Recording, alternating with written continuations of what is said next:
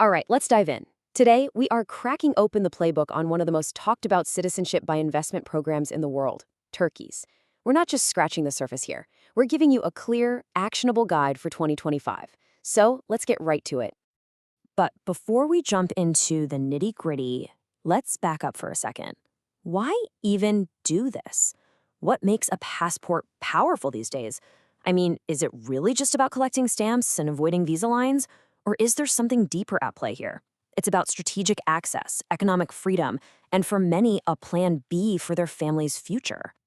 So, what are you actually getting with a Turkish passport? Well, you get visa-free travel to over 110 countries, and we're talking major players like Japan, South Korea, and Brazil. You and your family get the full right to live, work, and go to school in Turkey. And you don't even have to give up your current citizenship. But honestly, all of that is just the opening act. The real headliner, the absolute game changer, is this one thing: a unique pathway to the USA through the E2 investor visa. All right, here's how we're going to break this down for you today. We'll start with that strategic prize, then look at your investment options. We'll walk you through the entire three-stage application journey, figure out the real cost, not just the sticker price, and wrap up with the major risks and how to stay protected. First up, let's talk about the grand prize. This isn't just about getting a new travel document. It's about understanding what really makes this program a strategic move on the world stage. And that strategic move really boils down to two letters and a number: E2. This is not your average visa. It's a special investor visa that lets you live and run a business in the United States. Now, here's the kicker. If you're a citizen of, say, China, India, or Russia, that door to the US is basically locked. But getting Turkish citizenship? Well, that's like being handed a special key. It opens a door that is closed to billions of people. Okay, so you get the prize. It's a big one. The obvious next question is, how do you actually get it? This is where we get into your investment playbook, because you've got choices to make. You've basically got two main paths you can go down. Now, the one most people take, by far, is the real estate route. You've got to invest at least $400,000. The upside? You could make money from rent or if the property value goes up. On the other hand, you've got financial investments. This one's a bit steeper at $500,000, and you could put it in a bank, buy government bonds, or into a fund. It's usually a simpler process, but your money is locked up, and you have way less control over it. Now, if you did decide to go with real estate, listen up, because the rulebook is super strict and you don't want to get this wrong. First, you have to hold onto that property for at least 3 years, no exceptions. You also can't buy a property that another foreigner already used to get their citizenship, and you can't buy it from a company that you or your spouse owns. These rules are there to make sure real, new investment is coming into the country. And you gotta know, these numbers aren't set in stone. They've changed a lot. Before 2018, you needed $1 million. Then they slashed it down to 250,000, and whoa, that's when this program just exploded in popularity. Then in 2022, they raised it back up to the current 400,000. It just goes to show you this is an active program that the government is constantly tweaking. Okay, so you've made your investment choice. How does that piece of paper, or that bank deposit, actually turn into a passport? Well, the whole thing is a pretty clear three-stage journey. Think of it like this: 3 big steps. First, the investment stage. This is where you put your money down and get the official thumbs up.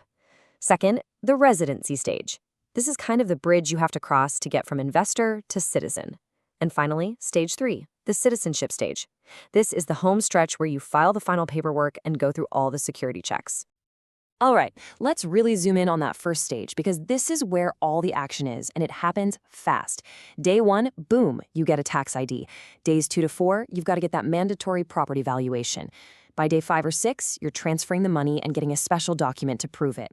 Then you finalize the property deed, and only then can you apply for the all-important Certificate of Conformity, which itself can take a couple of weeks. I really can't stress this enough. That Certificate of Conformity isn't just another piece of paper.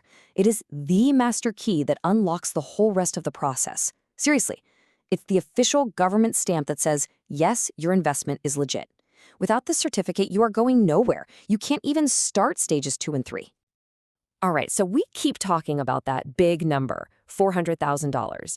But, and this is a big but, that is not the total amount of cash you'll need.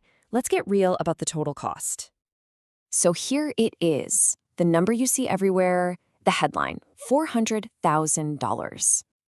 But what's the real number? When all is said and done, when you've paid every tax and every fee, how much cash do you actually need to have ready to go for this? Okay, here's the reality check. That 400,000 is just the start.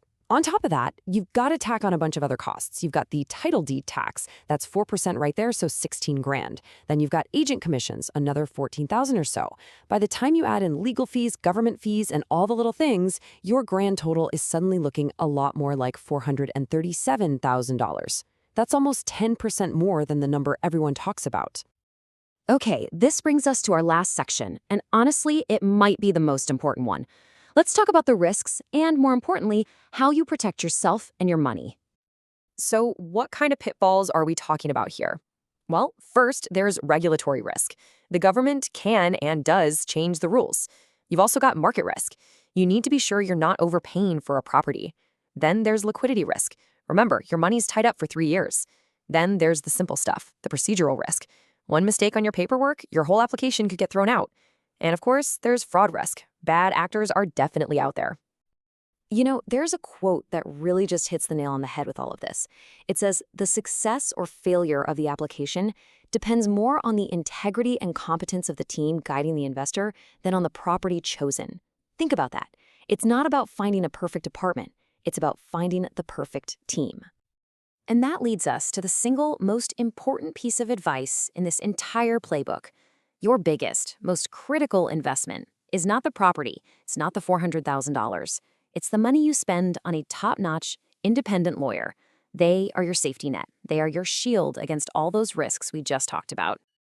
So, there you have it. We've laid out the prize, the pathways to get there, what it really costs, and the dangers to watch out for. The playbook is open.